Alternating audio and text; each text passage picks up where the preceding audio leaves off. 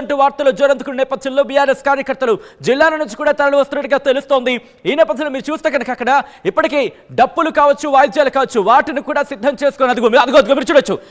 డ్రమ్ములు కావచ్చు, డప్పులు కావచ్చు, వాటన్నిటిని కూడా అక్కడ సిద్ధం చేసుకున్నారు. ఎవరిని లోపలికి అనుమతించని పక్షం ఒక సినారియోలో కనిపించింది. కానీ ఒకసారిగా బీఆర్ఎస్ శ్రేణులు చేరుకుంటున్నారు. దీంతో తెలంగాణ భవన్కి వెళ్లే మార్గాలన్నీ కూడా ట్రాఫిక్ జామ్ అవుతున్నాయి, కిక్కిరిసిపోతోంది.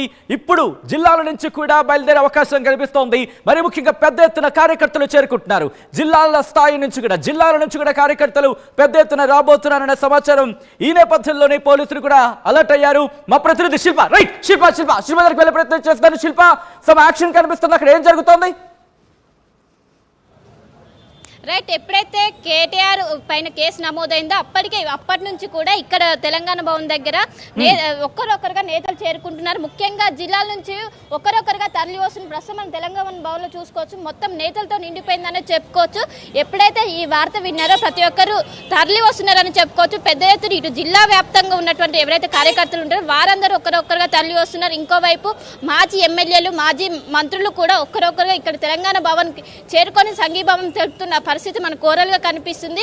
ఒకవైపు నేతలు పెద్ద ఎత్తున రావడంతో ఒకవైపు భారీగా పోలీసులు బందోబస్తు ఏర్పాటు చేశారు, భారీగా మోహరించారు. మొత్తం కూడా తెలంగాణ భవన్ మొత్తం కూడా ఒక ఆధీనంలోకి తీసుకున్నారని చెప్పుకోవచ్చు. మొత్తం మీద కార్యకర్తల హడావుడి కొనసాగుతుందని చెప్పుకోవచ్చు.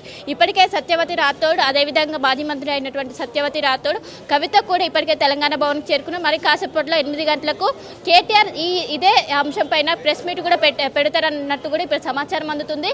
మొత్తం మీద ఇప్పటికే కార్యకర్తలు పెద్ద ఎత్తున చేరుకుంటున్నారు.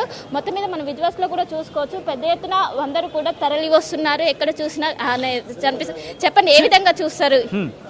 ఇది కక్షపూరితమైన చర్య, జస్ట్ రివెంజ్ పాలిటిక్స్ చేస్తున్నాడు ఈ రేవంత్ రెడ్డి.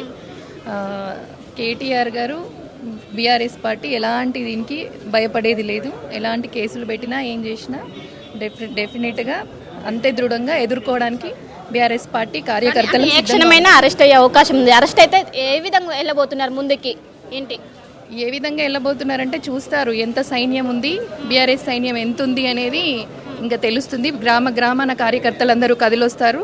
రాష్ట్రం మొత్తం అతలాకుతలం అవుతుంది. ఎందుకంటే లేని అది కేటీఆర్ గారు నిజంగానే నేను చెప్తున్నారు, ఒప్పుకుంటున్నారు. ఏంటంటే నేనే చెప్పాను, నా శాఖలో నేనే చేయమని చెప్పాను. మన హైదరాబాదు, మన నగరము అభివృద్ధి కానీ మన నగరం దేశాలకు చాటి చెప్పిన ఘనత. క్యాబినెట్ అనుమతి కావచ్చు, ఇటు ఏదైతే ఆర్థిక శాఖ సంబంధించిన అనుమతి ఖచ్చితంగా కావాలి.